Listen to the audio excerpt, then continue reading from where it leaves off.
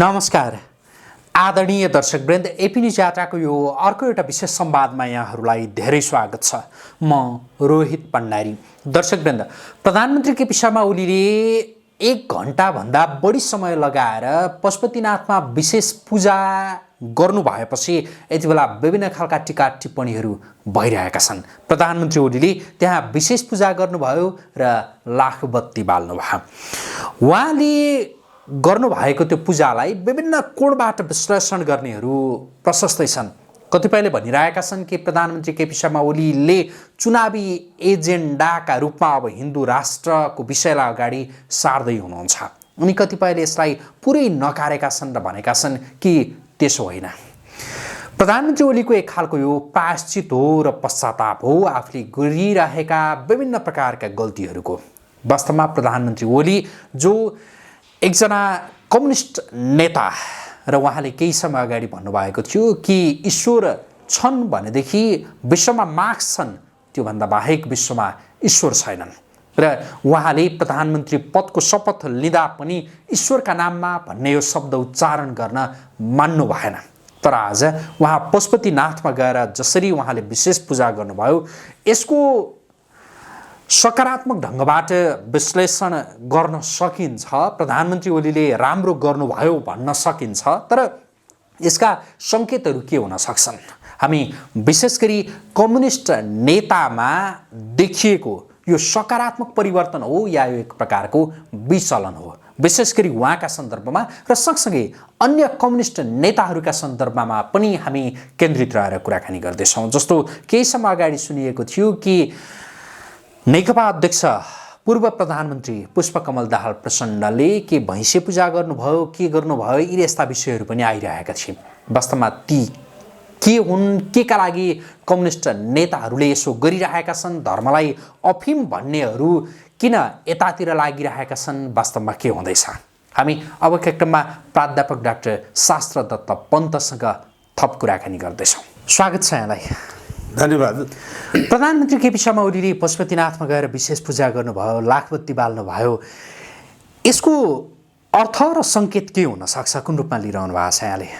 केही दिन अगाडिको सन्दर्भ हो यो, यद्यपि यहाँसँग आज मैले सोधेँ। अब यसलाई एउटा मात्रै एङ्गलबाट, एउटा मात्रै कोणबाट हेर्न मिल्दैन। अब यो किसिमको यसलाई धेरै कोणबाट हेर्न सकिन्छ। यसलाई राजनीतिक दृष्टिकोणले, धेरैको आँखा राजनीतिक दृष्टिकोणले हेर्ने किसिमको धेरैको आँखा त्यसमा गएको मलाई लागेछ।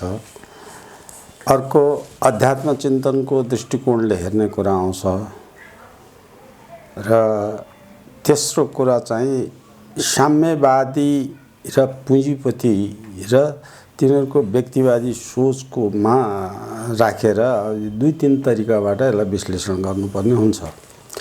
यी सबै कुरा गर्नुभन्दा पहिले मैले चाहिँ धर्मको अलिकति धर्म के हो भन्ने अलिकति बुझाउन कोसिस गर्छु। त्यो भएपछि यी कुरा बुझ्न सजिलो पर्छ। दर्शकवृन्दलाई पनि यो कुरा चाहिँ जान्न सजिलो होला। धर्मलाई जसरी चाहिँ साम्यवादीहरूले लिन्छन्, जसरी मजहबी मुसाईहरूले, मुसलमान इसाईहरूले लिने गर्छन्, अथवा त्यसलाई चाहिँ नेपालमा हिन्दू धर्म भनेर हिन्दू धर्मलाई अरू धर्मसँग दाँच्ने भनेर चाहिँ जुन सोच गरिन्छ, यो तिनटै ठाउँमा सबैको सोच गलत हो। गलत किन हो भने यी सबैले अझ भनौँ धर्मका गुरुहरू, हिन्दू धर्म भनेर जुन भनिरहेछ, त्यो धर्मका गुरु पुरोहितहरूले पनि यो चाहिँ पश्चिमाको कारणले गलत व्याख्या गरिरहेछ, गलत अपव्याख्या गरिरहेछ। यथार्थ कुरा के हो भने वैदिक संस्कारले, वेदले सुरुवात गरेको सत्य कुरामा चाहिँ धर्म मात्रै यसको शब्द हो, धर्म मात्रै हो। यो हिन्दू धर्म, वैदिक, जैन धर्म यसरी कुनै विशेषण लाएर भनेको होइन। हाम्रो धर्ममा वेदहरू, पुराणहरू सबैमा जहाँसुकै गएर हेऱ्यो भने पनि हाम्रा अथाह ग्रन्थ छन्। ती ग्रन्थमा हिन्दू धर्म भन्ने, हिन्दू भन्ने शब्द छैन। त्यो पश्चिमाले सिन्धु उच्चारण गर्न नसकेर हिन्दू भएको हो। सलाई ह उच्चारण गरेको कारणले त्यसबाट अनि गाँसिँदै विकार भयो। दुईटा पश्चिमाको कारणले धर्ममा विकार आएको। एउटा शब्द उच्चारण गरेको यो मैले जुन भने, अर्को चाहिँ पश्चिमाहरूले प्रचार गरेर हिँड्ने जति धर्महरू हुन्, धर्म भन्छन् उनीहरूले, त्यो अनुवाद गर्दा गल्ती भएको। ती अनुवाद अङ्ग्रेजीमा रिलिजन भन्ने शब्द छ, त्यो रिलिजनको माने धर्म, अङ्ग्रेजीमा धर्म शब्द छैन, अङ्ग्रेजीमा रिलिजन मात्रै शब्द छ। उनीहरूले रिलिजन भनेको मजहब हो, इसाई मुसलमान बौद्ध जैन एक किसिमको। अथवा मजहब भनेको के हो भने यो चाहिँ व्यक्तिपरक, पुरुषले एउटा कोही मान्छेले सुरु गरेको, कुनै मान्छेले सुरु गरेकोलाई चाहिँ मजहब अथवा चाहिँ सम्प्रदाय भनिन्छ। सम्प्रदाय र रिलिजनको माने सम्प्रदाय हुन्छ र धर्मको माने शाश्वत सत्य कुरा भन्ने हुन्छ। शाश्वत सत्य जुन हो त्यो धर्म हो। त्यस हुनाले वेदले पुराण गरेको जुन आजकल हिन्दू धर्म भनिने गरिन्छ त्यो यथार्थमा धर्म मात्रै हो। त्यो धर्म भनेको शाश्वत सत्य हो, त्यो अपौरुषीय हो अथवा कुनै व्यक्तिले बनाएको होइन। त्यो कसले बनाएको भन्दाखेरि जसले यो विश्व ब्रह्माण्ड बनायो, तारापुञ्जहरू बनायो, अथवा ब्ल्याक होल भनेर जुन चाहिँ आकाशगङ्गादेखिका चिजहरू बनाए, जसले यी संसारका सबै 84 लाख योनिका प्राणी सृष्टि गर्यो। सृष्टि मात्रै गरेन, त्यसको मर्ने बाँच्ने एउटा चक्र बनायो। त्यो जुन चक्र चाहिँ बनाउने, बढ्ने, खाने, पचाउने, बढ्ने अनि किसिमका यी कुराहरूको पद्धतिहरू बनायो। त्यसमा चाहिँ षड्रस हुने, एउटै माटोबाट एउटै बीजमा चाहिँ कोही गुलियो, कोही अमिलो, कोही तितो, कोही टर्रो हुने बनाउने त्यो क्षमता, त्यो चाहिँ कुनै विज्ञान सङ्गत, कुनै मजहब सङ्गत, कुनै चाहिँ सम्प्रदाय सङ्गतमा आउने कुरा होइन। त्यो कसले बनायो भन्दा त्यो धर्म त्यसले बनायो जसले यो संसार सृष्टि गर्यो। त्यो धर्म एउटा मात्रै हुन्छ, यो विश्व ब्रह्माण्डमा एउटा मात्रै हुन्छ। त्यो धर्मका सूत्रहरू वसुदैवम कुटुम्बकम, विश्व शान्ति, शान्तिरेव शान्ति, शान्तिको पनि शान्ति होइन, यो सबै किसिमको शान्तिको फेरि अपव्याख्या गरेको छ। शान्तिको पनि आफ्नै किसिमको अर्थ, त्यो शान्तिको अहिले त्यसमा गऱ्यो भने धेरै समय लाग्छ, शान्तिको व्याख्या गरिराख्यो भने धेरै समय लाग्छ। त्यो शान्तिभित्र पनि धेरै कुरा छ। छोटकरीमा म के भन्न चाहन्छु भने वेद भनेको बनाएको अपौरुषीय हो, स्रष्टाले बनाएको। त्यो भनेको त्यो वेद भनेको यो संसारमा जुन उसका सृष्टि छन् त्यो सृष्टिमा भएका प्राणीलाई परिचालन गर्ने पद्धति हो। तपाईँ यो पृष्ठभूमिलाई, यी कुरालाई पशुपतिनाथमा प्रधानमन्त्री ओलीले गर्नुभएको दर्शनसँग जोड्न खोजिरहेको छु। अब यो चाहिँ धर्मलाई नबुझेर जब मान्छेले धर्मको अर्थ बुझ्दैन, तिनीहरूले धर्म भनेको जसले हिन्दू धर्म भन्छ, क्रिस्चियन धर्म भन्छ, जैन धर्म भन्छ, यिनीहरूले धर्म भनेको होइन। ती सबै हिन्दू धर्म भन्छ भने त्यो हिन्दूलाई मजहबको रूपमा, सम्प्रदायको रूपमा लिएको, म्यानमेडको रूपमा लिएको, त्यो वैदिक हुँदैन, त्यो सनातनी होइन, त्यो शाश्वत सत्य पनि होइन। किनभने व्यक्तिले बनाएको, व्यक्तिको विचार फरक फरक हुन्छ, फरक फरक विचार हुने, फरक फरक अनुहार हुने, फरक फरक आवाज हुने, त्यो स्रष्टाले मात्रै बनाउँछ। त्यो जसले जन्म दियो तपाईँलाई, जसले जन्माउने पद्धतिको विकास गर्यो, सबै संसारका प्राणीलाई जसले बनायो त्यसले मात्रै बनाउँछ। त्यसो हुनाले धर्म दुईटा हुन्न, शाश्वत सत्य हुन्छ। हामीले हिन्दू धर्म भनेर भन्ने त्यो विदेशीले चाहिँ गलत उच्चारण गरेर भएको, हामीले मानिआएको संस्कार वेद हो। वेदको अर्थमा चाहिँ धर्म मात्रै हुन्छ, अरू केही पनि हुँदैन।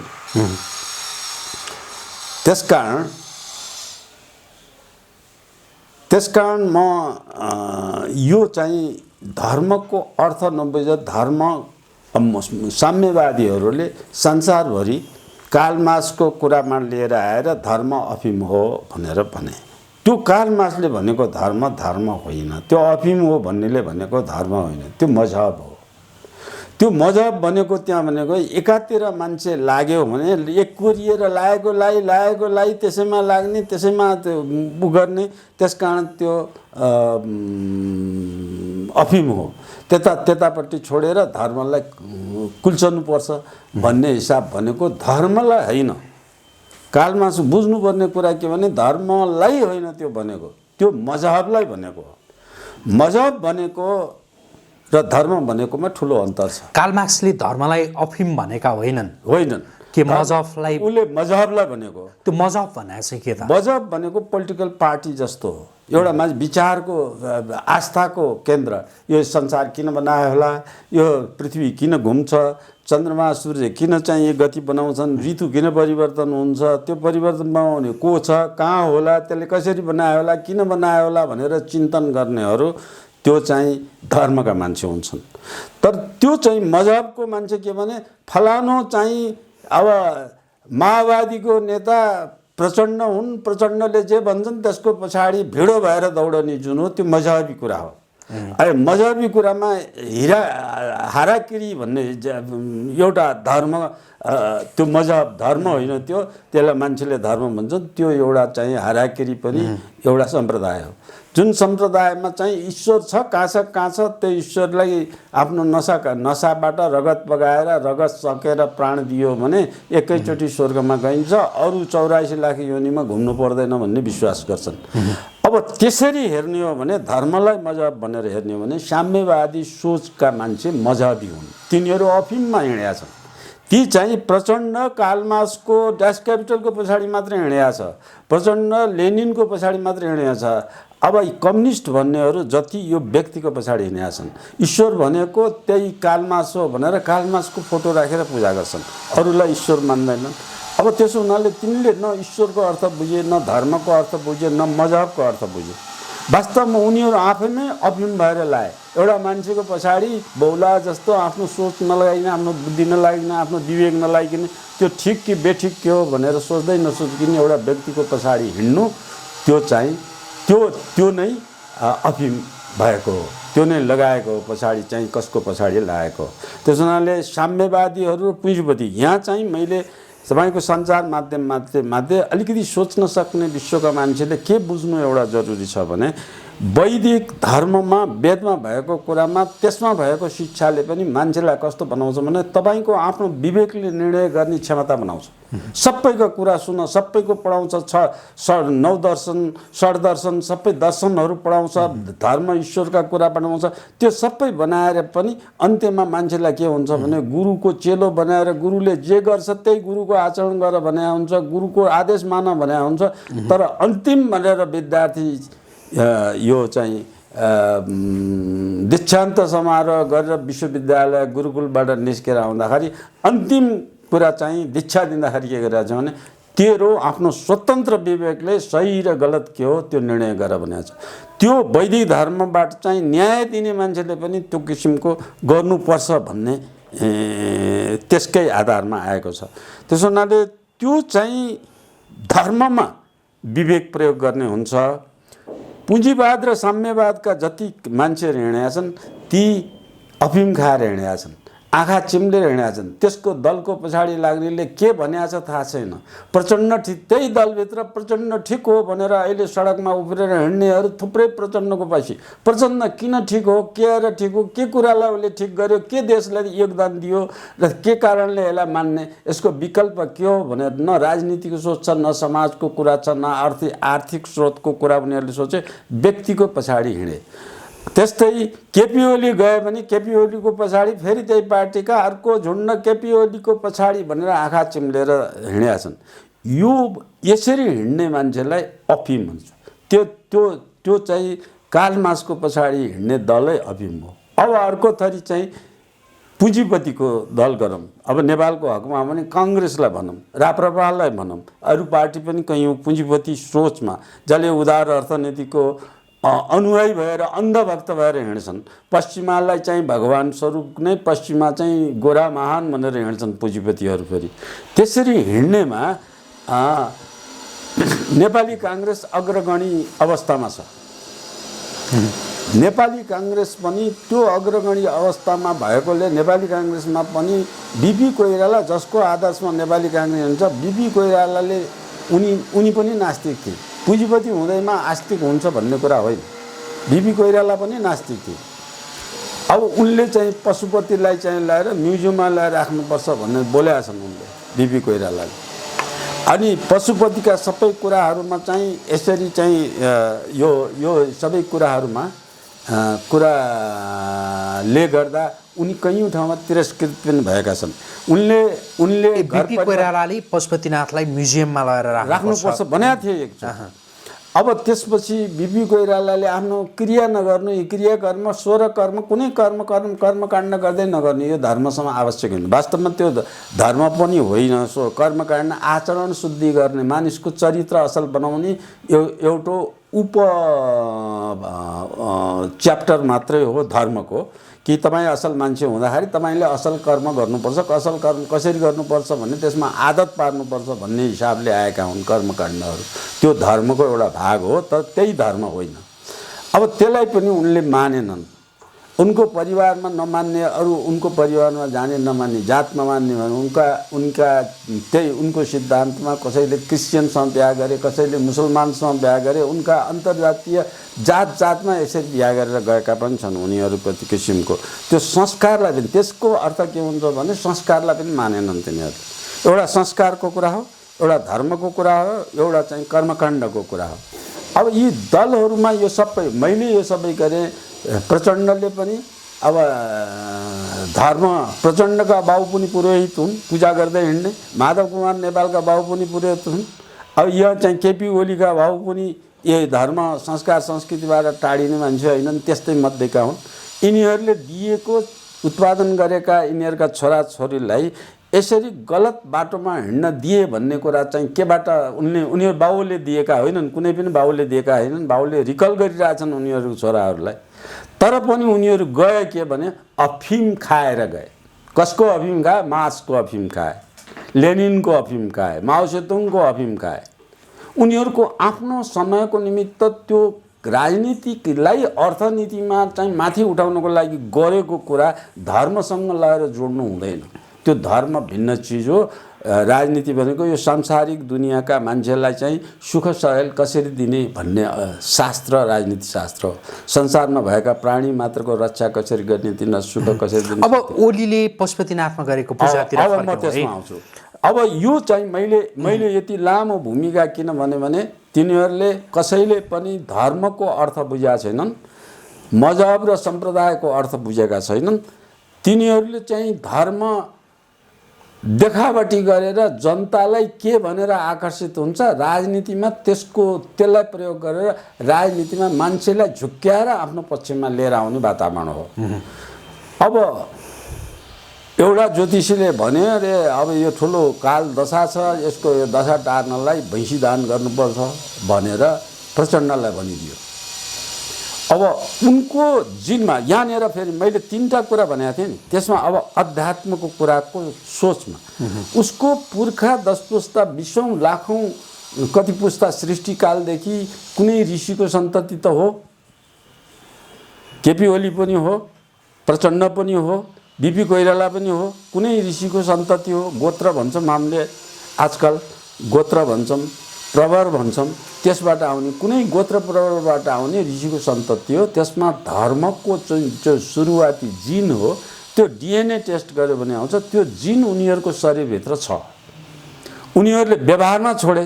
व्यवहारमा किन छोड्यो भने उनीहरूले अफिम खाएर छोडे। तर तिनीहरूको शरीरभित्र जिन छ। अनि ज्योतिषले भनिसकेपछि हो कि अब म मर्नुपर्छ, बाँच्न त आशा लाग्छ। अनि यत्रो मान्छे मारेको, पाप लागेको, पापको पनि भित्र भएछ, उसको मनभित्र त पाप भए त छ नि त, बाहिर देखाउनलाई मात्रै त्यसो गरेछ। त्यसकारण त्यसो भन्यो भने त्यसलाई त दान त गर्नु पर्यो आफू बाँच्नको लागि, त्यो गर्नको लागि। त्यो दान गर्नलाई आम जनताले फेरि थाहा नपाउन्, यसले चाहिँ कम्युनिस्टले भैँसी दान गर्यो, पूजा गर्यो, यो गर्यो भन्लान् भनेर अनि कसैले नदेख्ने यहाँको मान्छे गएर कोशी टप्पू किनारमा पुगेर चाहिँ भैँसी दान गरेर आयो। अब त्यस्तो नौटङ्की मैले राजनीति दलमा मान्छे आफूतिर ल्याएर जनताको बलबाट अहिले पनि शक्ति प्रदर्शन गर्ने भन्छ नि। सडकमा के शक्ति प्रदर्शन गर्ने?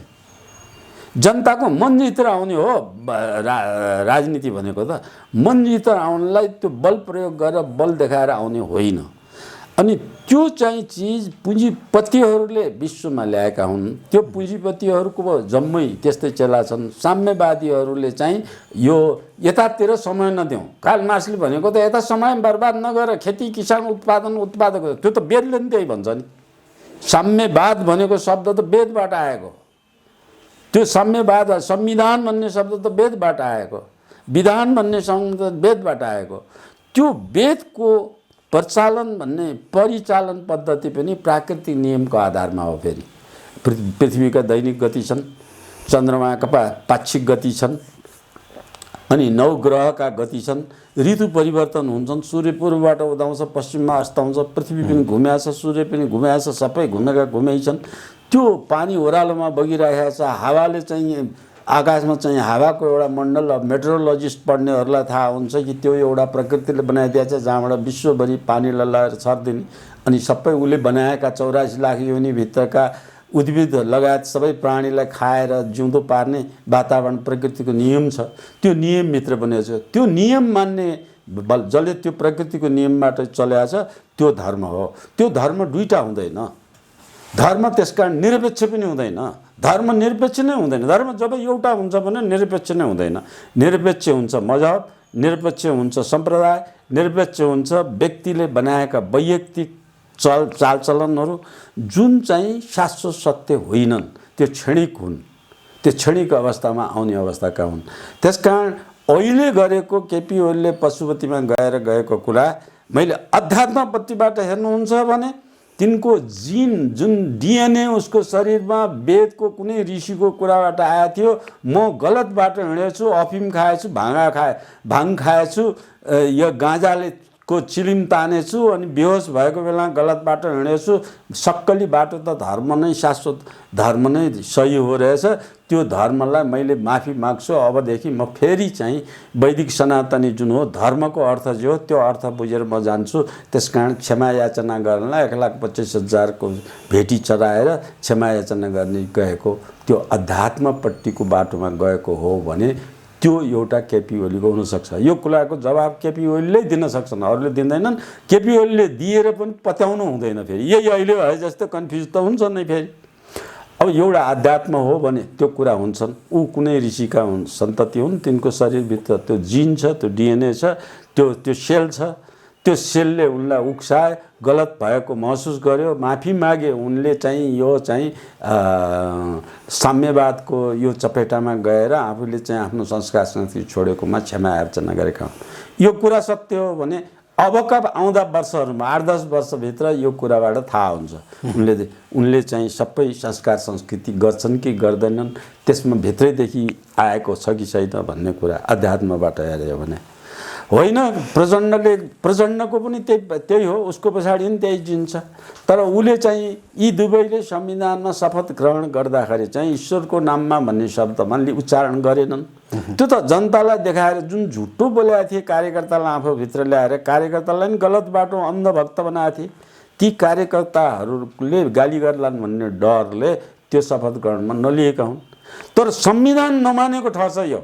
प्रचण्ड र केपी ओलीले ईश्वरको नाउँमा मैले शपथ ग्रहण गर्छु नभनेपछि शपथ ग्रहण गरेको संविधान त ठहर्दैन। त्यो शपथ नगरेको मान्छे प्रधानमन्त्री हुन पनि मिल्दैन। यसको उदाहरण भर्खरै चाहिँ इन्डियाको यो पछिल्लो सरकारको बेलामा राष्ट्रपतिले 2 जनालाई मन्त्री पदमा नियुक्ति गर्नलाई इन्कार गरे, हटाइदिए। त्यो किन हटाए भन्दाखेरि उच्चारण गलत भयो। त्यो शपथ ग्रहणको भारतको यो पछिल्लो मोदीको पछिल्लो सरकारको मन्त्रीमण्डलको शपथ ग्रहण हुँदाखेरि 2 जना मन्त्रीले उच्चारण गलत गरे।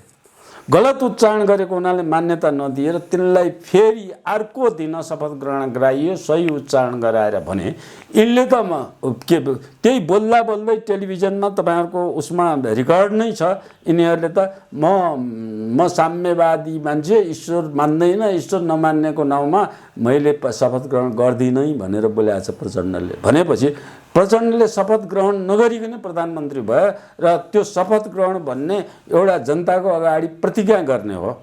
त्यो जे बोलेको छ त्यो प्रतिज्ञा गर्ने हो। त्यो बोलेको कुरा अनुसार त यिनीहरूले काम त गर्दैनन्, त्यस कारण त्यो प्रतिज्ञा भङ्ग त सदा गरिरहेछन्। त्यो चाहिँ एउटा रिचुअल। आजकल बोक्सी भन्ने, धामी झाँक्री भन्ने त्यो यो चाहिँ कर्मकाण्ड मान्दिनँ भनेको छ, त्यो पनि कर्मकाण्ड त हो नि होइन। शपथ ग्रहण पनि एउटा कर्मकाण्ड हो। त्यो चाहिँ चिजलाई यिनीहरूले कर्मकाण्डको रूपमा जनता झुक्क्याउनलाई गरेको हो भने प्रचण्डले गरेका छ। अब सुभाष नेङ्गाङले पनि कैयौँ ठाउँमा गरेका छ। सुभाष नेङ्गाङले त हिन्दू धर्मै छाडे भनेको छ। अब यी तपाप किसिमको प्रचण्डको परिवारमा पनि हिन्दू धर्म भनेको छाडेको भएछ। हिन्दू धर्म भनेको मैले धर्मको ठाउँमा भने है, मैले धर्मको ठाउँमा हिन्दू धर्म भने, किनभने त्यो श्रोताले बुझ्दैनन् त्यसमा। त्यसकारण चाहिँ अब यो तपाईँले भनेको म तीनटा एङ्गलले जनतालाई हातमा लिनलाई, त्यो अहिलेको राजनीति हो भने राजाको पछाडि धेरै मान्छे छन्। म हिन्दू राष्ट्र बनाउन म पनि प्रयत्नशील छु। हिन्दू अधिराज्य बनाउनलाई नभने पनि हिन्दू राष्ट्र मात्रै बनाउनलाई म प्रयत्नशील छु भनेर आउँदो चुनावमा त्यो भोट आफूतिर तान्ने एउटा अर्थ हुनसक्छ। अब अर्को अर्थ चाहिँ नेपाल चाहिँ हिन्दू अधिराज्य बनाउन नेपालमय भइसक्यो। नेपालका सबै जनता यस्ता पछाडि लिएर गए। अब जनताले चाहेको कुरा चाहिँ यिनीहरूले लदाएर टाउको फोडेर जबरजस्ती लदाएर त होइन। प्रचण्डलाई चाहिँ विराटनगरमा पनि जुत्ता हाने, जहाँ गए त्यही ठाउँमा चाहिँ जुत्ता हानिरहेछन्, गरिरहेछन्। उसकै कार्यकर्ता असन्तुष्ट छन्, किनभने जे यिनीहरूले साम्यवादीको अर्थ जे सिकाएको थिए त्यो साम्यवादी काम गर्दा त गरेनन्। माने यसको अर्थ के हुन्छ भने तिनीहरूले साम्यवादी उनीहरूले नबुझी लगाएको थिए। साम्यवाद मार्क्सिस्ट साम्यवाद नबुझी लगाएको थिए। अहिले अलिअलि बुझेका छन्, गल्ती भएको महसुस गर्दै आएका छन् र काम त गर्न साम्यवादको काम सुन्ने प्राय भएछ। साम्यवादको त कुनै पनि साम्यवाद प्रधानमन्त्री जति भए कुनैले साम्यवादलाई अँगालेका छैन। प्रधानमन्त्री ओलीले पशुपतिनाथमा गरेको त्यो दर्शनलाई चाहिँ, बालेको लाखपत्तीलाई चाहिँ उनमा आएको त्यो सकारात्मक एउटा परिवर्तन भनेर भन्ने कि विचलन भनेर भन्ने? अब यो तपाईँ सकारात्मक परिवर्तन हो भने मैले अघि भनिसकेँ 5-7 वर्षपछि मात्रै थाहा लाग्छ। त्यो सकारात्मक परिवर्तन हो भने उसले काममा गरेर देखाउँछ। के गरेर देखाउनुपर्छ सकारात्मक परिवर्तन हो भने? त्यो त वैदिक संस्कारलाई मान्न पर्यो। वैदिक संस्कार संस्कृति मान्न पर्यो। वैदिक संस्कारमा राज संस्था अनिवार्य हुन्छ। उदाहरणका लागि राजाकै नाउँमा सबै हुन्छ। यिनीहरूले राजदूत, राजमार्ग, राज संस्था यी सबै अहिले सबै फाल्न त सकेका छैनन्। त्यो दुईटा मात्रै फालेका छन्। एउटा चाहिँ शाही नेपाल वायु सेवा फालेका छन्, एउटा शाही एकाडेमी फालेका छन्। यस्तै मात्रै फाले, सबै फालेको त आफू पनि जान्छन्, त्यो जाने अवस्थामा छैन। त्यसैले वैदिक संस्कारमा राजा चाहिँ एउटा कस्तो किसिमको वैदिक संस्कारले बनाएको छ भने राज संस्थालाई राजा कुनै पनि देशको हेड अफ द स्टेट राजा हुन्छ, त्यसको नाउँ राजा हुन्छ, मुख्य शासक। तर जनताको आचरण, जनताको आशयअनुसार अथवा जनप्रतिनिधिको आशयअनुसार जे गरिराखेको हो त्यो जनप्रतिनिधिले भनेको जनताको आवाज अनुसार गर्ने अथवा पूर्ण प्रजातान्त्रिक यिनीहरूले लोकतान्त्रिक भनेको छ। लोकतन्त्र र प्रजातन्त्र पनि ठुलो अन्तर छ। साम्यवादीहरूले लोकतन्त्र भनेको छ, पुँजीपतिहरूले लोकतन्त्र भनेका छन्। लोकतन्त्र भनेको पश्चिमी डेमोक्रेसीको अनुवाद हो। डेमोक्रेसी भनेको प्रजातन्त्र होइन। डेमोक्रेसी भनेको प्रजातन्त्रभन्दा भिन्न जस्तो रिलिजन भनेको धर्म होइन, त्यस्तै डेमोक्रेसी भनेको लोकतन्त्र हो, प्रजातन्त्र होइन। प्रजातन्त्र र लोकतन्त्रमा एउटै कुरा नेपाली जनताले मात्रै सबैले बुझ्नुपर्ने एउटै कुरा के भने प्रजा भनेको प्रकृतिमा जन्मेका सबै प्राणीलाई न्याय गर्छु, मैले अन्याय चाहिँ अहिले त यिनीहरू त दलका आफ्ना मान्छे बाहेक अरू मान्छेलाई पनि अन्याय गरेका छन्। यो त साम्यवादी भन्नेले त्यो अर्थ देखाएका छन्। तर प्रजातन्त्रमा राजाले चाहिँ कुनै मान्छेलाई विभेद त गर्नै पाउँदैन, सबै समान हुन्छन्। त्यति मात्र होइन, प्रकृतिमा जन्मेका जति छन् ती प्रकृति र प्रकृतिमा जन्मेको हो। प्रजातन्त्र भएर आएको हो। प्रकृति भनेको पञ्चतत्त्वहरू, आकाश वायु, यो पल्युसन भएर आकाशमा चाहिँ यो पल्युसन बनाउनबाट रोक्ने काम राजाको हुन्छ। वन अतिक्रमण रोक्ने काम राजाको हुन्छ। वन संस्कार हुन्छ, पर्वत संस्कार हुन्छ, नदी संस्कार हुन्छ। यी सबै संस्कारहरू जो छन् त्यो संस्कारलाई जीवन्त पार्ने राजाको काम हो। अनि प्राणी मात्र भनेको गाई, भैँसी, पशु, पन्छी, किरा फट्याङ्ग्रा, जलचर, थलचर, नवचर, उद्भिद, स्थावर, जङ्गम सबैलाई न्याय गर्ने, सबैको वासस्थान, खाने बस्ने व्यवस्था सबै गरे भने त्यो गरेर मान्छे मात्रैको गर्ने लोकतन्त्र हो। प्राणी मात्रको र यो पञ्चतत्त्व विश्व ब्रह्माण्डको चाहिँ कल्याण गर्ने चाहिँ प्रजातन्त्र हो। त्यसो हुनाले प्रजातन्त्र र लोकतन्त्रमा पनि अन्तर छ।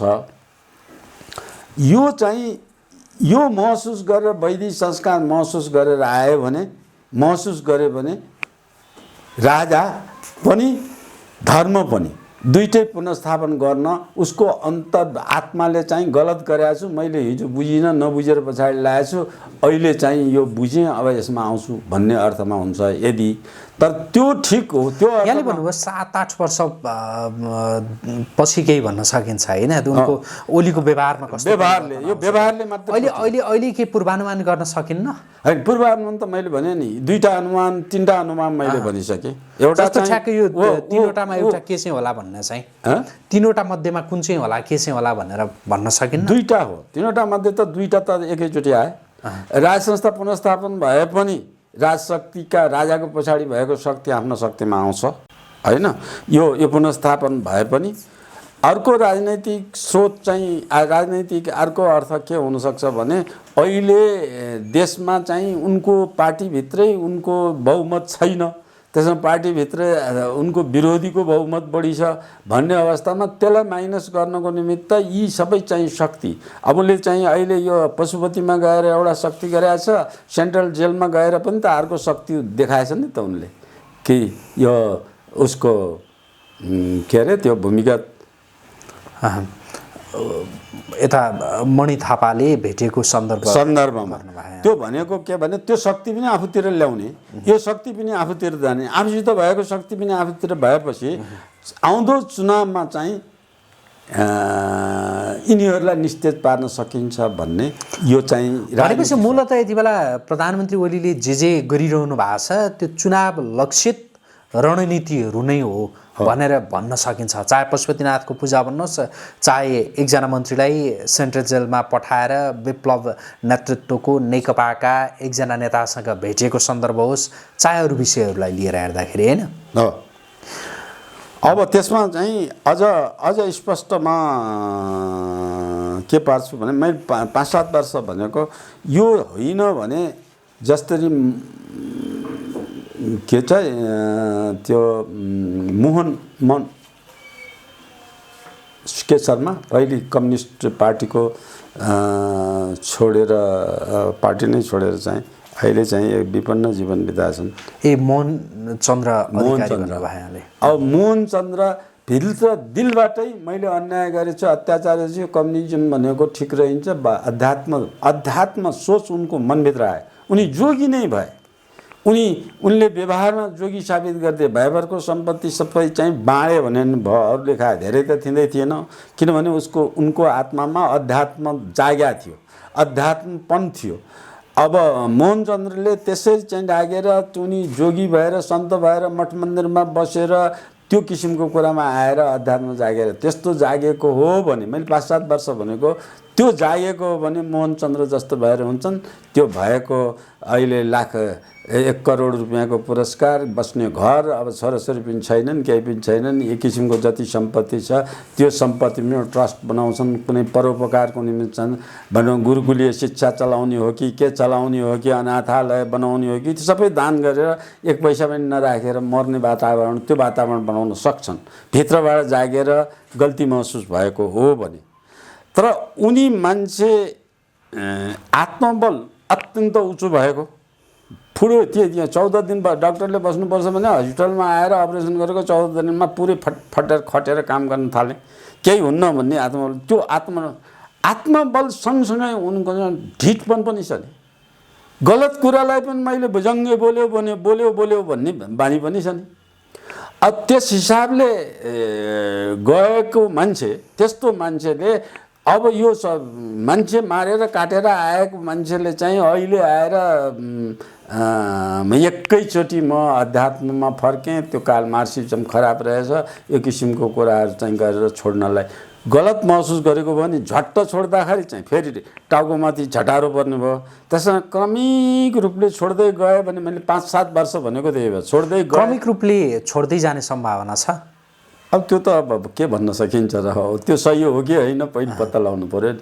अब तपाईँहरू सञ्चार माध्यमले वाच गरिराख्नु पऱ्यो, ठाउँ ठाउँमा सधैँभरि कहाँ के गर्छ कसो गर्छ गहिरिएर वाच गर्नु पऱ्यो।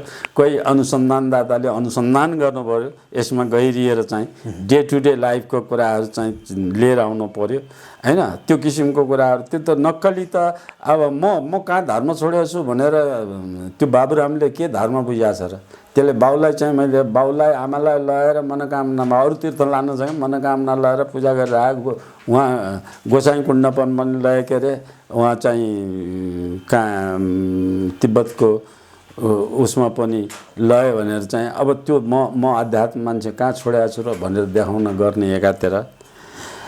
अर्कोतिर वैदिक संस्कारले भनेका सबै कुरा छोडेर क्रिस्चियन संस्कारले भनेका कुरा व्यवहारमा उतार्ने। अब त्यो टङ्की नौटङ्की हो। त्यस्ता नौटङ्की साम्यवादका धेरैजसो नेतामा टङ्कीपन बढ्दा जनतालाई झुक्क्याएर एक ठाउँमा ल्याउने, सत्तामा जाने, सत्ता क्याप्चर गर्ने, सत्ता क्याप्चर गरेपछि त्यसलाई मिलिटराइजेसन गर्ने अनि थिचै शासन गरे गर्ने। अब अहिलेको विश्वमा त्यो सम्भव छैन। त्यो त यिनीहरू पहिलो चुनावमा संविधान बनाउँदा अनि त्यसपछि चुनावपछि नीति बनाउँदा, स्वास्थ्य सेवाका कुरा गर्दा, शिक्षा सेवाका कुरा गर्दाखेरि, देशमा उद्योग धन्दाहरू बेच्दा सबै कुरामा त यिनीहरू साम्यवादको त जिरो। यिनीहरू कोही पनि साम्यवाद होइन। अब न पुँजीवादी हो न साम्यवादी हो। अब यिनीहरूलाई त मैले राजनीतिको अर्थमा भन्दाखेरि पुँजीवादी नै होइन, साम्यवादी नै होइन, प्रजातन्त्रवादी नै होइन, लोकतन्त्रवादी पनि होइन। यिनीहरू अवसरको फाइदा लिएर लुटेर चाहिँ आफ्नो सन्तति दर सन्तति बाँचे खाउन्, नभएदेखि त्यो सन्तति दर सन्ततिको मोह छैन। किनभने मोह भएपछि देशका सबै जनताको मोह हुनु पर्थ्यो। आफू बाँचेसम्म मस्तीसँग बाँचेर मोज मस्तीसँग बसेर बाँच्ने त्यही पाराका यिनीहरू एक किसिमको वैदिक भाषाको शब्दमा यिनीहरूको चरित्र चित्रण गर्छु भने वैदिक शास्त्रमा चाहिँ नकारात्मक काम गर्नेलाई 4वटा तह राखेको छ। राक्षस, दानव, दैत्य र असुर भन्छ। त्यो 4 प्रकारका छन्। अब यसलाई चाहिँ साम्यवादी यिनीहरूले भनेका विश्वभरिका भएका साम्यवादीमा तर साम्यवादी र यो चाहिँ आइएसआई जस्ता लुटेरा यी आतङ्ककारी जुन छन् त्यो आतङ्ककारी गहिरिएर पढ्यो भने त्यसमा यी 4 तहको बेग्ला बेग्लै व्याख्या छ। अब यिनीहरूको आसुरी प्रवृत्ति, यिनीहरूको प्रवृत्ति हेऱ्यो भने सबै दलको जुनसुकै भूमिगत भएका हुन्, भूमि बाहिर गएका हुन्, यिनीहरूको प्रवृत्ति आसुरी प्रवृत्ति छ, जनतालाई झुक्क्याउने, ठग्ने, बेइमान। अब यो कुराकानीको हामी अन्त्यमा छौँ। जस्तो केही अनुमान गर्न सकिन्छ होइन, यहाँ जतिको व्यक्तित्वले अझ यहाँलाई अझ सहज हुन सक्छ, यहाँको विश्लेषण, यहाँको अध्ययन होइन, त्यसलाई आधार मानेर प्रधानमन्त्री ओलीले अब आफूलाई ढिलो चाँडो हिन्दू राष्ट्रका पक्षमा उभ्याउनुहुन्छ भनेर धेरैले भनिरहेछन्। तपाईँलाई कस्तो लाग्छ? होइन, मैले त ओलीलाई त्यति गहिरिएर ओलीको बुद्धिलाई मैले तौलन ओलीको बुद्धिलाई चाहिँ मैले किनभने यी साम्यवादीहरू जम्मै अवसरको फाइदा लिने हुनाले जुन बेला जे गरेर मान्छे पछाडि लाग्छन् र आफ्नो स्वार्थ साथ हुन्छ त्यो बेला त्यही गर्ने। मैले 5-7 वर्षपछि भन्छु भनेको त्यस कारणले हो कि 5-7 वर्षपछिसम्म त कमसेकम थाहा लाग्छ। अहिलेसम्मको अब यो अहिलेसम्मको सबै साम्यवादीले गरेको र अवसरवाद हो, मान्छेलाई झुक्क्याउने, षड्यन्त्र झुक्क्याउने किसिमको। तर अब यो चाहिँ उनी फर्केर आउने त्यो प्रवृत्तिगत हिसाबले फर्केर आउने हो भने 5-7 वर्षपछि नै भन्छु त्यसको उनको चरित्र राम्ररी गरेर। तर उनीमा बुद्धि छ भने, म के भन्छु भने उनीमा साँच्चै बुद्धि छ भने उनले हिन्दू अधिराज्य नै बनाउने कोसिस गर्यो भने वैदिक संस्कार समेत त्यसलाई निरन्तरता दिनुहुन्छ। किनभने वैदिक राजाको 2टा भूमिका हुन्छ। एउटा अध्यात्म भूमिका हुन्छ, जुन अध्यात्म भूमिका अहिले नेपालको राजाले चाहिँ त्यो अध्यात्म भूमिको राजा नेपालमा छँदैछ, नारायणीमा बस्ने अब राजनीति पक्षको राजा हो। अब नागार्जुनमा बस्ने अध्यात्म राजा हो। राज श्री 5 पदबाट हटिसकेको छैन, अहिले पनि हटाएको छैन, सशक्त छ। त्यो आधारमा विश्वका जति हिन्दू भन्नेहरूले हिन्दू सम्राट भनेर मानेका छन् नि त उसलाई। भारतका कैयौँ मन्दिरमा नेपालको राजा, भारतका मन्दिरमा नेपालको राजालाई मात्रै पस्न दिन्छ। इन्दिरा गान्धी सान्धी, इन्डियाको प्रधानमन्त्री सन्त्री कसैलाई पस्न दिन्न। त्यो अध्यात्म राजा चाहिँ अहिले फालिएकै छैन, नेपालमा सजीव छ, जीवन्त छ। त्यो नेपालमा किन छ भन्दाखेरि अध्यात्म जोगाएको एउटा मात्रै देश नेपाल मात्रै हो के। त्यो राजाले अध्यात्मलाई जोगाएर राखे, वैदिक सनातन राजा जोगाएर सत्य युगदेखि त्रेता द्वापर कलि युगसम्म चाहिँ जम्मै जोगाउने त नेपालको राज संस्था हो नि। जुनसुकै कुलको हो राजा छ, राज संस्थाले जोगाएको छ। नेपाल चाहिँ कसैको उपनिवेश कहिल्यै भएन, नेपाल कसैको आदेशमा विदेशीको आदेश भएन। नेपालमा यो चाहिँ इन्डियाको जस्तो नालन तक्षशिला जस्तो भत्काउन आएकालाई लखट्न सक्यो, इसाईकरण गर्न आएकालाई नेपालले लखटेर बसाए। यो कुरा चाहिँ धर्मको यथार्थ अर्थ बुझ्ने खालको अध्यात्म राजा नेपालमा जिउँदो छ। त्यो अध्यात्म राजालाई त अहिले जीवन छँदैछ नि। सक्रिय ठाउँ दिएको कहाँ दिएछ भने नागार्जुन दिएर भएन, अझ त्योभन्दा अलिकति ठुलो दिनु पर्यो भनेर त्यो राजाको पक्षमा त त्यो बाबुरामले कान्तिपुरमा लेखेको छ, कम्युनिस्टहरूले लेखेको छ, सेरेमोनियल किङ भनेछ, पश्चिमा शब्द प्रयोग गर्यो। तर अध्यात्म राजा भनेको हो कि सेरेमोनियल किङ भनेको। अध्यात्म राजा लाए पनि हेड अफ द स्टेट त हुन्छ। त वैदिक वेदमा लेखेको राजा जुन हो सधैँ अध्यात्म मात्रै हुन्छ। यो राजनैतिक राजा त पश्चिमाको अनुकरण मात्रै हो के, युरोपका राजाहरूको अनुकरण मात्रै हो। यस्ता राजा चाहिँ पश्चिमाको कारणले बिग्रेको। हाम्रो वैदिक राजाको त सम्पत्ति आफ्नो हुँदैन, घर आफ्नो हुँदैन, परिवार आफ्नो हुँदैन। राम राज्यलाई पढ्नुहोस्, रामायण राम्ररी बुझेर पढ्नुहोस्, महाभारत राम्ररी बुझेर पढ्नु, गीता राम्ररी बुझेर पढ्नुहोस्। ती सबैमा त चाहिँ अध्यात्म राजाको त केही पनि सेवाभाव मात्रै हुन्छ, राजा केही पनि हुँदैन। राजा देश सेवाको निमित्त मात्रै हुन्छ। आजका लागि कुराकानी यति गरौँ। जुन समय दिनुभयो यसका लागि यहाँलाई धेरै धन्यवाद। यहाँलाई पनि मेरो विचार राख्ने अवसर दिनुभयो, धन्यवाद।